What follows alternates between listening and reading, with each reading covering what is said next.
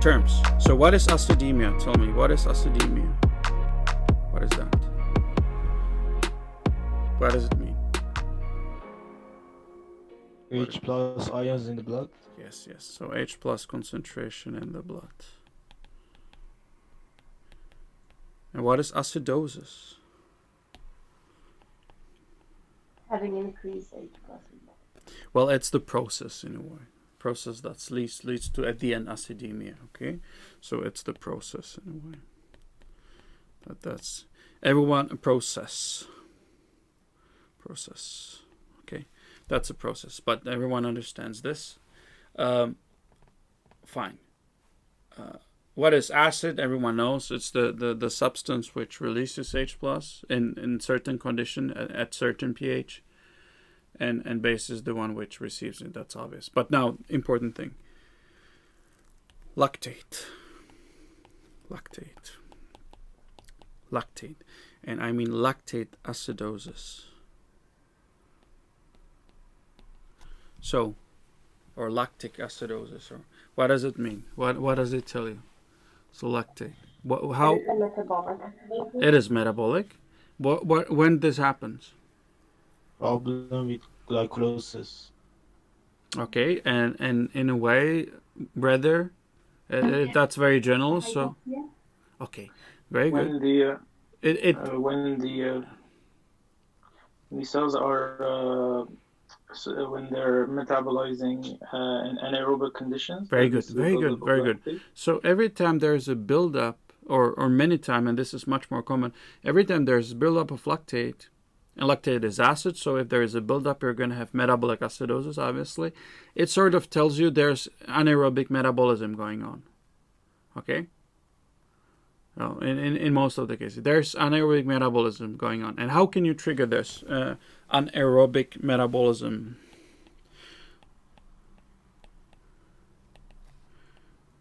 You could trigger it with changes in altitude. Okay, so very good. Hypoxia, for example. But doesn't have to be altitude, okay?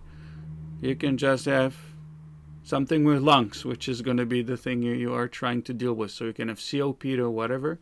So yeah, you can have hypoxemia and then hypoxia in tissues. When else? Also when the perfusion fails. So you are having ischemia, watch out. Ischemia. Ischemia means decreased perfusion. Okay? And hypoxia is part of it. Okay? And when do you have ischemia?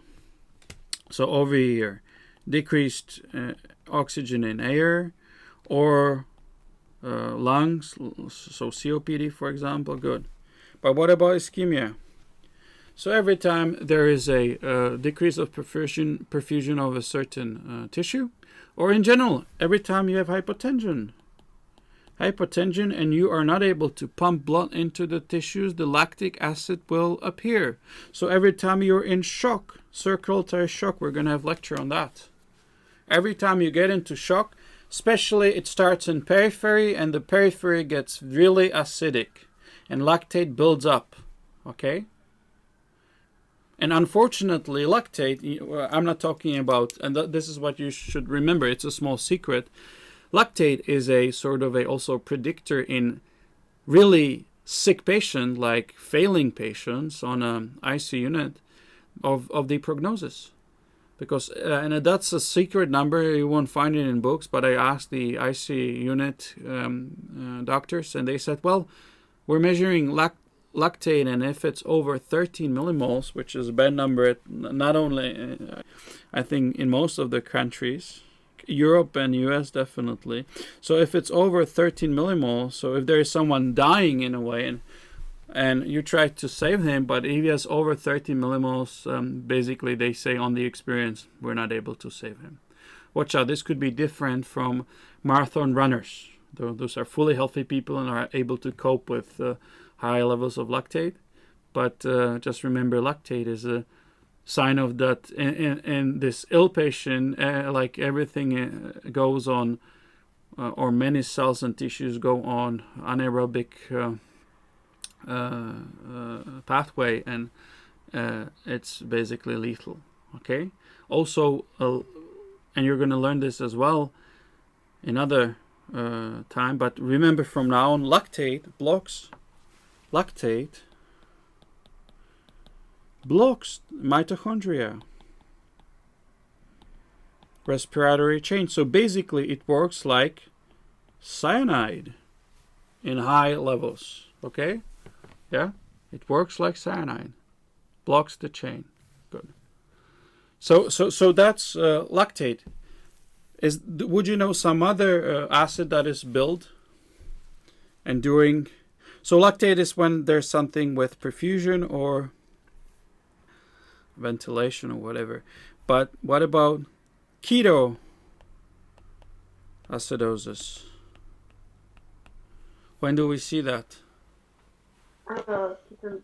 So starvation, for instance. Very good. So you can see that during starvation. So during starvation, there's a buildup of metabolic acids, or you're going to have metabolic acidosis with combination with whatever, but there's going to be a factor of metabolic acidosis due to ketones. And is there some disease where you really have ketoacidosis? And Diabetes? It's diabetes. And which type, please? Don't mix it. Always think of first. Type 1. Type 1. Very good. Type 1. Okay. So every time you have diabetes type 1, you get hyperglycemia. Also, you have lots of ketones. And this also impairs the function of your brain, etc. So they basically fall into coma earlier than the people with diabetes mellitus 2. Because in diabetes mellitus 2, there's mainly hyperglycemia, which sort of impairs the brain function. But in diabetes mellitus 1, are the ketones plus hyperglycemia. So basically, you can have it, and it's case to case, but you can have 50 millimoles of glucose plus ketones, and the patient already is in coma. In contrast to hyperglycemia only, which is in diabetes mellitus 2, when they can have like 80 and still be kicking or thinking a bit at least, be still not in coma. Okay, so think of the ketones also as a toxic substances for brain. Okay, so that's ketoacidosis. Very good. What about kidney? When do we get into problem and what? Kidney, their function, you're going to have acidosis, okay? Severe acidosis. So when you have acute renal failure or like fully destroyed kidneys in the end stage renal disease, they're going to get acidic very fast. But nonetheless, and as I told it last time, in end-stage renal disease or whatever, or in acute kidney failure, which is typically the acute tubular necrosis, at the initiation when they need dialysis, the main thing you look for, you don't look for creatinine and everything. You panic, especially when there's an increase of what? Potassium. Okay. Although creatinine is obvious, creatinine is of course a substance you evaluate if to put someone on dialysis, but the potassium is the one you really are afraid of, and when someone just goes a bit with potassium, dialysis. Okay. At the end, always dialysis is like keeps them longer. You can do some procedures to fight the hyperkalemia for shorter time, but dialysis is the ultimate way how to save him. Okay, yeah. So good. So kidney function crucial. Okay, and I have still one more comment on uremia. Have you heard about uremia? Uremia basically means that it's the uremic syndrome, and this goes. That's what you are a bit missing sometimes when I ask you about uremia. So obviously urea goes up. Uremia means end state, or that the kidneys failed acutely, fully failed. Now they're not working at all, or and it could be you can maybe regain function again, or it's really like end-stage renal disease and you have no glomeruli, you have no nephrons, so they're dead. Their glomerular filtration just like goes over below 10%, and you need dialysis again. But so watch out. Uremia or uremic syndrome you can have like when you acutely failing and the urea goes up, but especially when there is end-stage renal disease. And when there is end-stage renal disease, like no way that they will survive or they will regain function, the kidneys. Then remember, uremia is not only about urea. There are many things broken down because the kidneys are dead. So what other symptoms are? What other problems are in uremia? With the excretion of other ions and the absorption of them. Yeah, well, so everything goes up. Okay, severe acidosis. That's for today. Potassium goes up. Hyperkalemia. Yeah, okay, urea goes up. Yeah, that's obvious.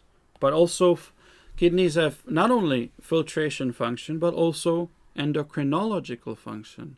So if the kidneys are failing, what's also going to fail? This is basically synonym to uremia. That's what you should think of. If it lasts. Blood pressure. Well, this depends with the blood pressure. Watch out, because you are sort of keeping the depends if you're. Yeah, this depends on your hydration or whatever, but something else, something chronic. Anemic? Yes, anemic. Very good. So if it has to take some time, but you are not producing erythropoietin. The kidneys failed in all their function, also endocrinological. So very good. Anemia. This is crucial. Anemia. And what else? Maybe lack of vitamin D. Very good. Well, hypocalcemia. Very good. Because what? PTH is stimulating kidneys to change calcidiol, which is not a powerful calcium. Calcidiol is not as powerful as calcitriol. Calcitriol is the most powerful form that potentiates resorption of calcium in the gut. Okay. Yep. So remember, there are many things connected with uremia. So next time when I will ask you about uremic syndrome or uremia, please don't forget anemia. Don't forget hypocalcemia. Don't forget severe acidosis. Okay. Yeah. So remember acidosis for today. So, and still remember one thing. If the kidneys are failure, or let's say end-stage renal disease, like when no way back, then also remember this is very much, it's thanks to the decreased levels of calcitriol as well. And there are many ways how kidneys that are failing will impair your bones, remember. So every time now you will see that you will see someone with end-stage renal disease, you will always think of his bones as well. Okay, they are destroyed, chronically are resorbed and destroyed. So, and it's actually called renal osteopathy. So renal osteopathy is a very important term you should know for pathology. They ask about it. Okay, so renal osteopathy. Every time the kidneys gave up their function, bones of the person's going to be destroyed very soon as well. Okay, they're going to have fractures and whatever. Okay. Yep. Good. So, thanks for watching, and don't forget to subscribe and ring that bell. And as always, check the description below for supplementary questions and other materials.